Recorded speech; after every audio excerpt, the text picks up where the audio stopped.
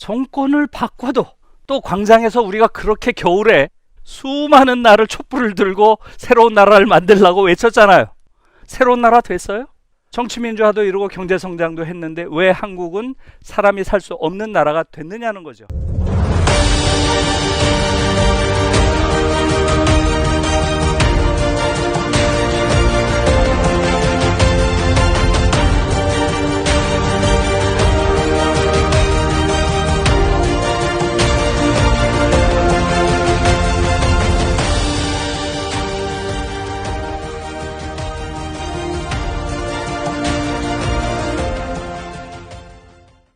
코로나 시기로 엄중한 지금 이때 서울에서 기꺼이 우리 거창을 찾아주신 김누리 교수님께 감사의 마음을 다시 한번 전합니다.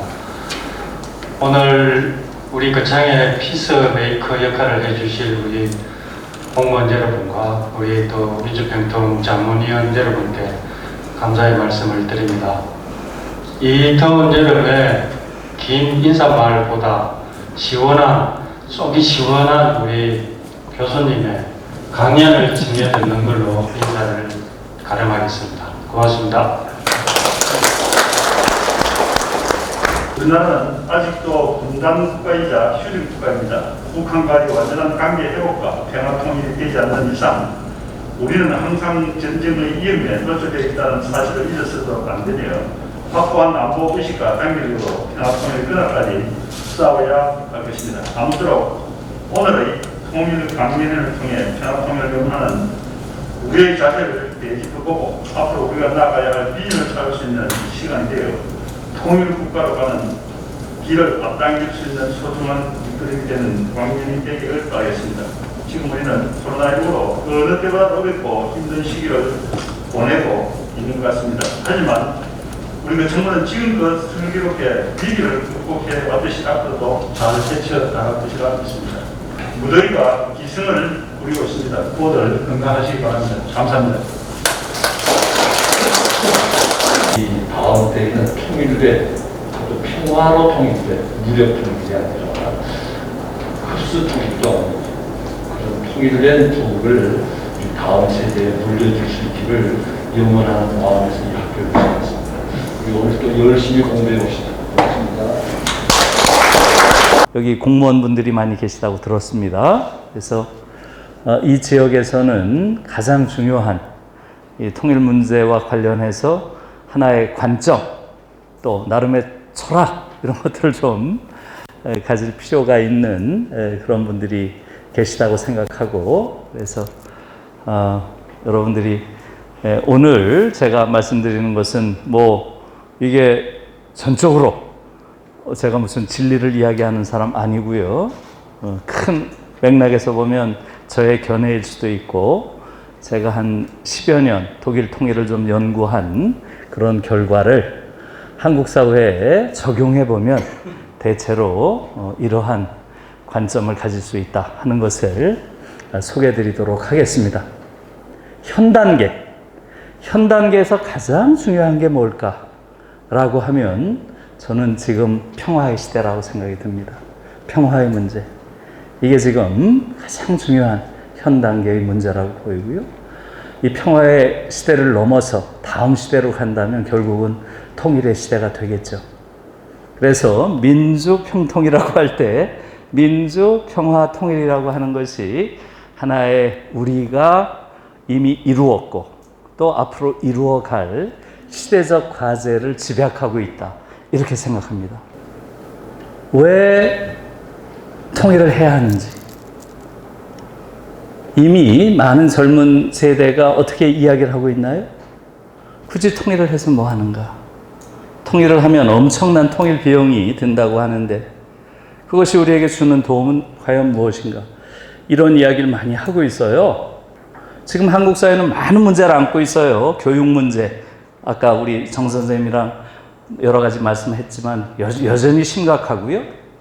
경제 문제, 사회 문제, 복지 이런 문제들 굉장히 심각한 상태에 있습니다.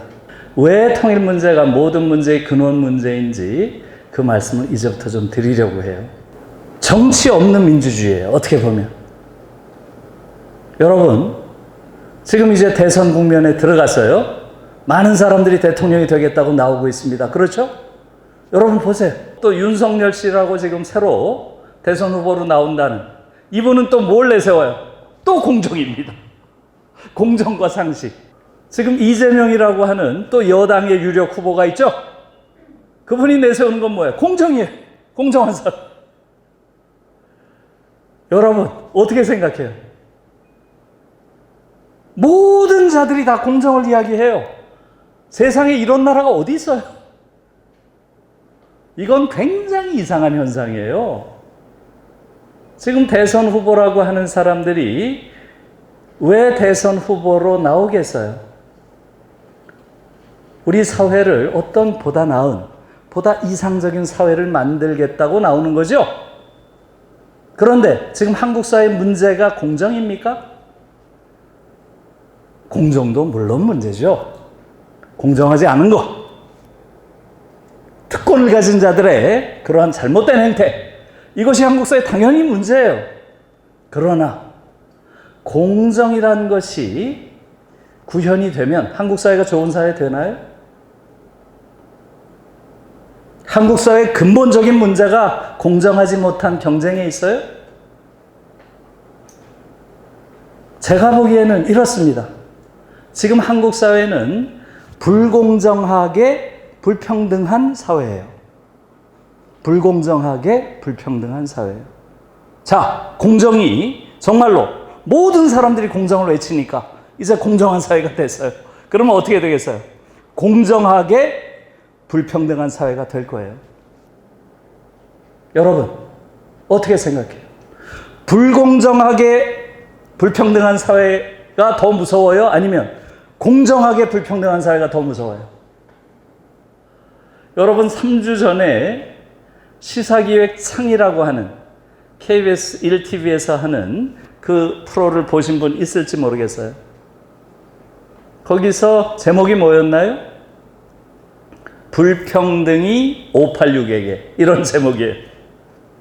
소위 지금 586이라고 하는 한국 사회를 지배하는 그러한 정치 세력이 어마어마한 불평등을 지금 남겨놨다는 거예요.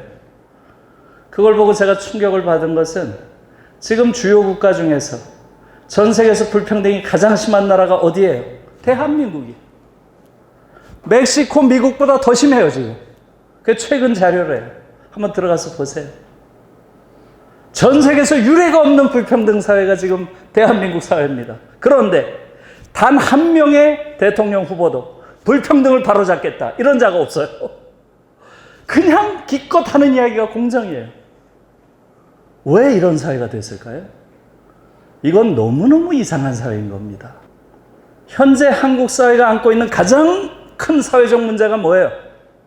바로 코로나로 인해서 생긴 생존의 위협입니다. 여러분 아실 거예요. 지금 특히 대도시에서는 제가 있는, 예를 들면 중앙대학교 같은 경우는 학교 앞에 있는 너무나 많은 자영업자들이 문을 닫아요. 1년 반 동안 학생들이 학교에 오지 않으니까 버틸 수가 없는 거예요. 임대료랑 인건비를 버틸 수가 없는 거죠. 이 정부가 이 코로나에 대해서 어느 정도 지원을 하나요? 여러분, 제가 독일의 사례를 잠깐 말씀드릴게요. 우리 정부가 얼마나 무책임한지.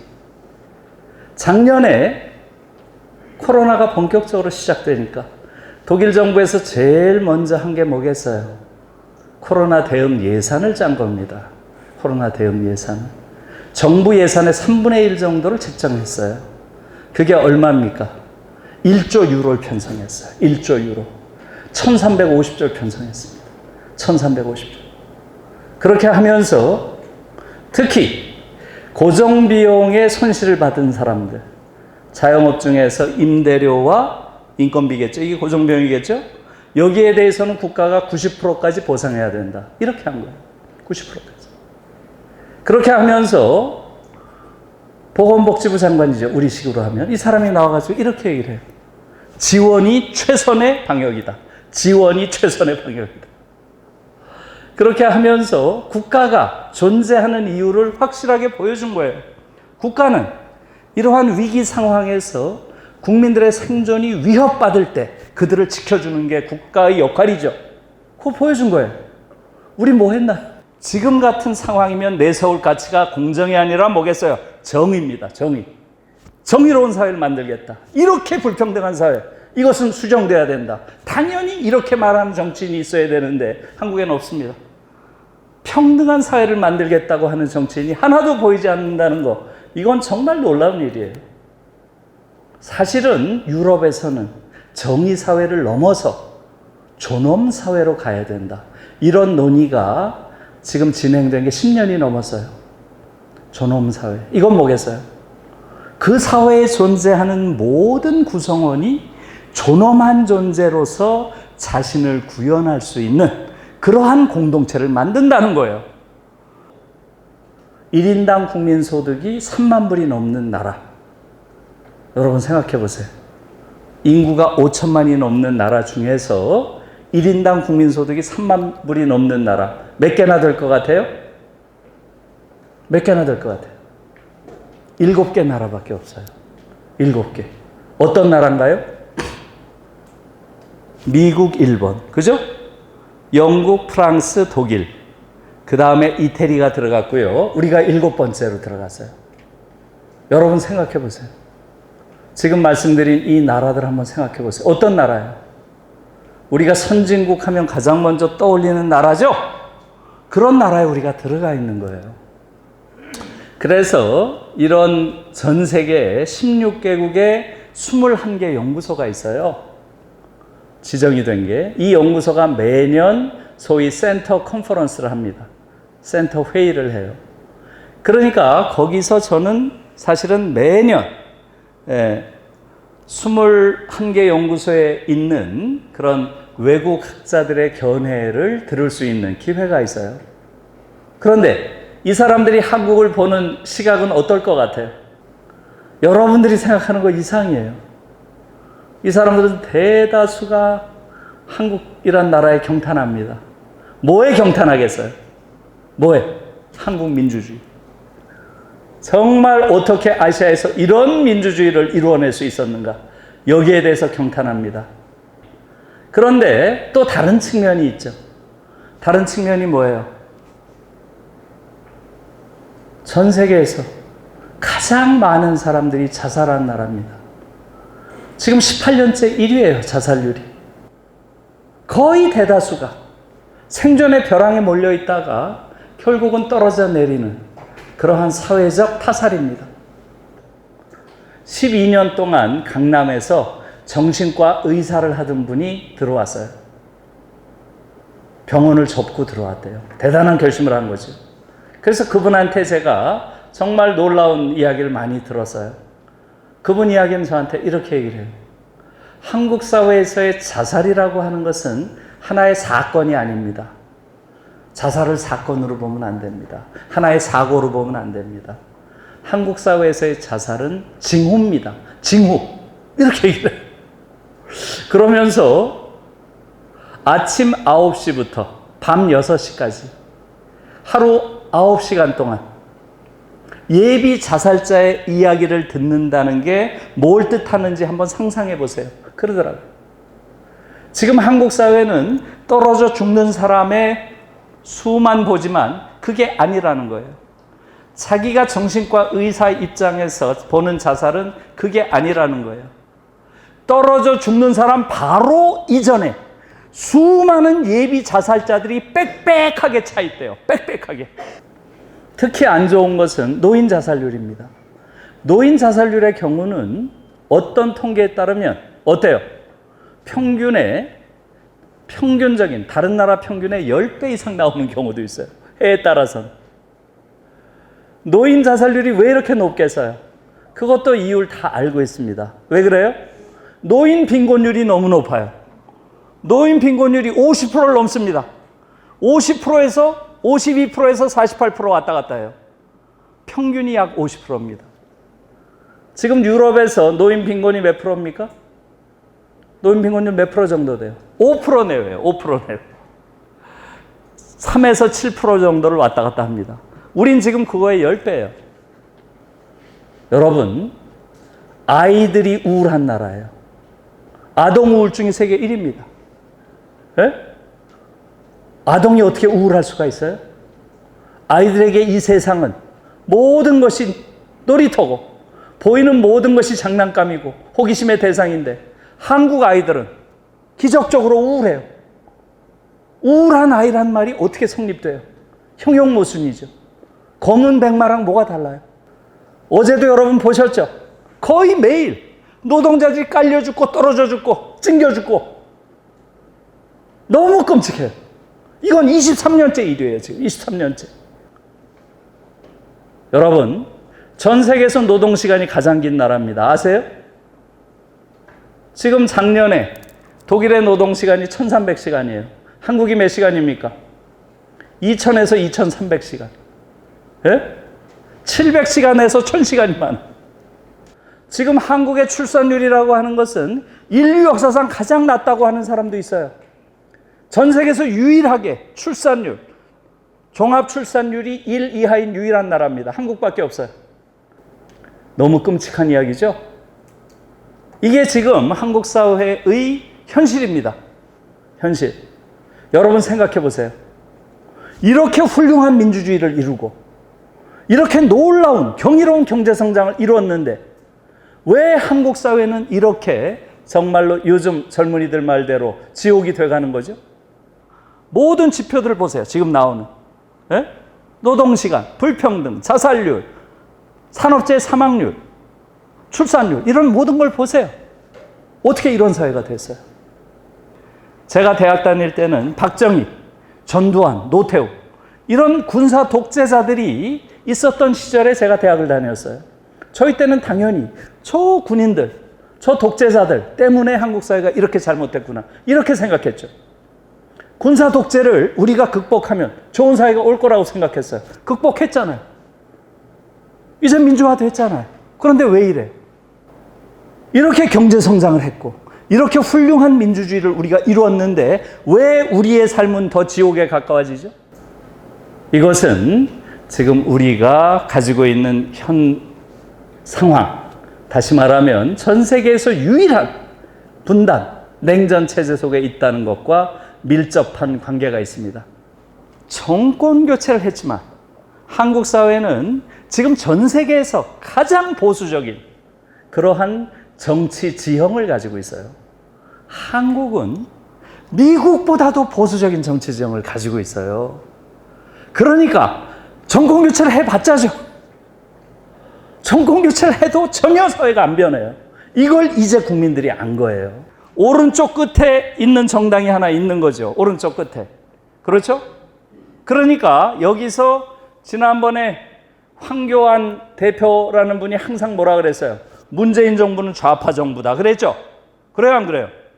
이 말은 맞았어요, 틀렸어요? 맞는 말이에요. 맞는 말이에요.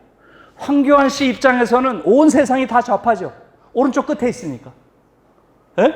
좌우란 건 그런 거예요. 문재인 정부 바로 여기 있어요, 여기. 여기서 볼 때는 좌파죠. 그렇죠? 문재인 정부보다 한 3발짝 떨어져서 누가 있나요? 심상정의 정의당이 있어요. 그렇죠? 여기서 한 3발짝 떨어져서 여기에 누가 있나요? 독일의 보수당이 있어요. 지금 독일 수상이 누군지 아시죠? 앙겔라 메르켈. 앙겔라 메르켈. 이 사람은 독일 정치 구도 안에서 가장 보수적인 기독교 민주당을 대표하는 수상이에요. 그렇죠? 그런데 이 앙겔라 메르켈이 지금 가지고 있는 정강 정책을 가지고 한국에 오면 어떻게 될 것 같아요? 독일에서 가장 보수적인 정당이 지금 한국에 그대로 와서 예를 들어서 내년 대선에 나온다. 그러면 어떻게 될 것 같아요, 여러분?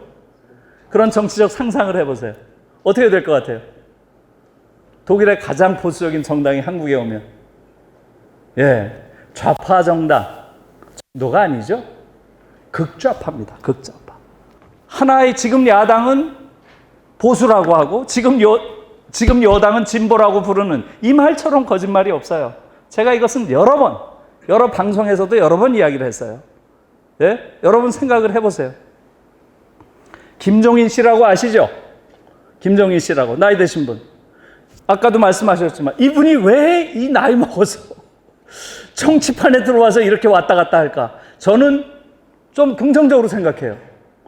이분이 국민들이 지금 두 개의 정당이 다른 정당이라고 자꾸 생각을 하니까 이걸 깨우치기 위해서 전 나왔다고 봐요. 국민들을 계몽시키려고. 두 정당이 똑같은 정당이라는 거죠. 예? 이 두 당의 차이는 어디에 있나요? 딱 한 가지예요. 김정은이를 어떻게 볼 것인가? 김정은이를 타도의 대상으로 볼 것인가? 타협의 대상으로 볼 것인가? 이건 다르죠. 그래요, 안 그래요? 그러나 이재용이를 어떻게 볼 것인가? 그건 똑같아요. 이재용이를 어떻게 볼 것인가? 곧 사면할 겁니다. 예? 그래서 지금 한국 사회의 문제라고 하는 것은 왜 변화가 없는가? 왜 민주화가 됐는데 변화가 없는가? 왜 정권 교체가 됐는데도 변화가 없는가? 왜 그렇겠어요? 구조적으로 왜곡되어 있는 정치 지형을 가지고 있어서 그런 거예요. 조금 정리해서 말씀을 드릴게요. 이 분단이라고 하는 상황, 이 냉전이라고 하는 상황, 이것은 이미 세계적으로는 1990년에 다 와해가 됐어요. 미소 냉전으로 시작된 전 세계의 이런 냉전 구도라고 하는 것은 1990년에 동유럽 사회주의권이 붕괴함으로써 사실상 해소됐죠. 유일하게 남아있는 곳이 어디예요? 여기에요. 한반도가 지금 전 세계에서 유일하게 남아있는 분단과 냉전의 땅입니다. 이것이 한국이란 사회를 전 세계에서 아주 독특한 기형적인 사회로 만들었어요. 여기선 아무리 정권 교체가 돼봐야 한국 사회의 사회적 약자는 여기서 인간으로서 존엄한 존재로 사는 게 거의 불가능합니다. 이런 조건이 지금 한국 사회에 있는 것이죠. 세 번째, 여러분 우리 자신입니다. 여러분 분단이라고 하는 것은 저 휴전선, 저 도라산역에 있는 게 아니에요. 내 속에 있습니다. 내 속에. 분단은 지금 내 속에서 나를 기형화시키고 나를 왜소화시키고 나를 형편없는 학자로 만들고 있어요. 저는 지금 50년 이상을 계속 한국인들은 저만이에요. 모든 사람들이 말할 때 뒤통수에서는 자기 검열을 하고 있습니다. 자기 검열의 기계들이에요. 한국인들은. 지금 다른 사람은 괜찮아요. 그러나 저처럼 직업이 학자인 자한테는 최악이에요. 자기 검열을 하는 자가 무슨 진리를 말해요? 이런 나라가 어디 있어요? 그래서 제가 지금 말씀드리는 것은 크게 보면 세 가지입니다. 분단 체제라고 하는 지금 우리가 살고 있는 이 체제가 한국이란 국가를 전 세계에서 유례가 없는 그런 볼품없는 기형 국가로 만들었어요. 군사 작전권도 없고 국민 주권도 없고 민족 자결도 제대로 주장할 수 없는 그런 국가가 되어 있습니다. 저는 문재인 대통령이 분단 체제를 해소하는 결정적인 전환점을 마련할 수 있으리라고 기대했어요. 그러나 전혀 못했죠. 전혀. 지금으로서는 난망합니다. 분단 체제 극복은 신속하게, 그 대신 통일은 신중하게 가야 된다 하는 게 제가 지금 통일과 관련해서 이야기를 하는 겁니다. 그러니까 독일과 우리는 이 분단의 강도가 비교할 수 없어요. 우리가 겪었던 이 분단은 너무 끔찍한 비극이었고요. 또 우리는 한국전쟁을 겪었기 때문에 어떤 증오 같은 게 아직도 많이 남아있죠. 그래서 독일과는 다르다. 그 다음에 민족주의의 함의가 달라요. 우리는 민족하면 어때요? 당신 민족주의자십니까? 그러면 기분 나쁘세요? 안 나쁘세요? 별로 안 나쁘잖아요. 우리는 민족주의 하면 누굴 떠올려요?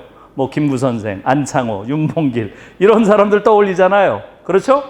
우린 그렇게 민족주의가 나쁜 의미가 아닌데 독일 사람한테 당신 혹시 나치오날리스트세요? 민족주의가 나치오날리스트예요? 그렇게 하면 어떻게 돼요? 싸움 나죠. 너 나치냐? 이런 말과 같아요. 그래서 독일에서는 민족주의가 대단히 부정적인 함의를 가지고 있죠. 왜 그렇겠어요? 히틀러 때문에 그렇죠. 무엇보다도. 다른 무엇보다도 20세기에 전 세계가 거대한 체제 경쟁을 했죠. 자본주의와 사회주의가 체제 경쟁을 했죠. 다 아시는 거죠. 이 거대한 20세기의 체제 실험 가운데 최악의 두 체제가 하나가 되는 그러한 일일 수 있어요. 그게 통일의 사회적 내용일 수 있습니다. 여러분 생각해 보세요. 북한의 지금 사회주의라고 하는 것, 이것은 어때요? 사회주의라고 하는 것도 굉장히 다양한 질적 차이를 가지고 있습니다. 여러분 생각해 보세요. 레닌 사회주의, 스탈린 사회주의, 고르바초프 사회주의. 이것은 소련이라고 하는 한 국가 안에서 있었지만 이 자체가 상당한 차이가 있어요. 노브체크 사회주의, 티토의 유고 사회주의. 노브체크는 체코, 프라하의 봄이죠. 노브체크의 사회주의는 서유럽 사회주의자들도 다 동경을 한 사회주의예요. 인간의 얼굴한 사회주의라고 했죠. 제3세계 사회주의, 소위 민족 해방적 성격을 가진 이러한 사회주의 국가들이 있었죠. 베트남의 호지밍 사회주의, 중국의 마오쩌둥 사회주의, 그 중에 김일성 사회주의가 있는 거죠. 그런데 김일성 사회주의는 어떻습니까? 사회주의 역사 전체를 우리가 통사적으로 봤을 때 김일성 사회주의는 어때요? 전 세계에서 유일한 세습 사회주의예요. 사회주의 역사 안에서 세습이란 건 없어요. 우리가 놓고 보면 한국 자본주의 어떻습니까? 유례가 없는 약탈적 자본주의인 거예요. 예? 그래서 여러분, 통일 한반도가 통일이 됐을 때 남북이 그것이 가지고 있는 사회적 실체, 즉 사회적 내용은 뭐겠어요? 바로 사회주의 역사에 있어서 가장 왜곡된 방식의 봉건적 사회주의, 권위주의적 사회주의와 자본주의 역사에 있어서 가장 약탈성이 심한 그러한 약탈적 자본주의 사회가 하나가 되는 거예요. 여러분 생각해 보세요. 두 병자가 하나가 되면 병이 낫나요? 두 병자가 병이 있다면 어딜 먼저 가야 돼요? 결혼하면 병이 나요? 병원에 가야죠. 병원에. 지금 통일에 대해서 너무 낭만적으로 생각하는 사람들에 대해서 저는 위험하다고 생각합니다. 인간이 살 수 있는 자본주의, 이 자본주의 경쟁 속에서 패배한 자도 그 안에서 존엄한 존재로 최소한 살 수 있는 그러한 조건을 만들어주는 자본주의가 돼야 된다는 거예요. 그래서 저는 남한의 이런 약탈적인 자본주의를 휴머나이즈, 인간화하는 것, 그리고 지금 북한의 저런 권위주의적 사회주의를 민주화해야죠. 민주화. 이 두 가지가 동시에 일어나는 방향으로 통일이 되지 않으면 안 된다 하는 것을 말씀드리고요. 그래서 저는 남한 자본주의의 인간화와 북한 사회주의의 민주화, 이것이 통일의 실체가 돼야 된다는 말씀이고요. 그 다음에 세 번째, 이게 어쩌면 지금 상황에선 제일 중요할 수 있겠어요. 저는 역사의 발전이라고 하는 것이 어떤 특정한 영웅에 의해서 이루어진다고 생각 안 해요. 역사라고 하는 것을 영웅사관으로 바라보는 것은 위험하다, 이렇게 생각을 하는데, 독일의 통일 과정을 지켜보면 정말로 어떤 결정적인 순간에는 어떤 영웅적인 인물이 영웅적인 결단을 할 필요가 있겠구나, 이런 생각을 해요. 이것은 지금 최근에 한국에서 벌어진 여러 가지 일련의 일들에 있어서 우리가 얼마나 우유부단하고 얼마나 결단하지 못하는 지도자를 가졌는가, 이런 걸 보면서도 저는 그런 생각을 많이 해요. 여러분, 독일에서 독일 통일을 가능하게 했던 것은 결국은 빌리 브란트라고 하는 정말 탁월한 인물이 없었으면 어려웠을 겁니다. 빌리 브란트가 1969년에 수상이 됩니다. 수상이 되고 나서 제 일성이 뭔지 아세요? 첫 마디가 이겁니다. 나는 더 이상 패전국 독일의 총리가 아니다. 딱 이래요. 나는 더 이상 패전국 독일의 총리가 아니다. 나는 해방된 독일의 첫 총리다. 딱 이렇게 자기를 규정을 해요. 해방된 독일의